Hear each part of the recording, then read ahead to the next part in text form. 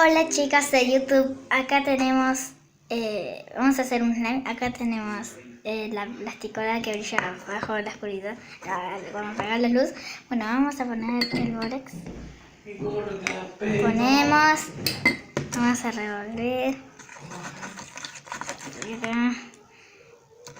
Bueno, le voy a poner el bórax y voy a ver cómo queda.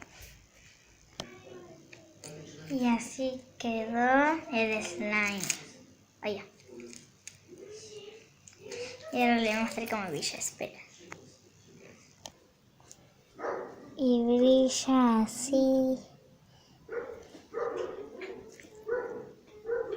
Bueno, chao amigos.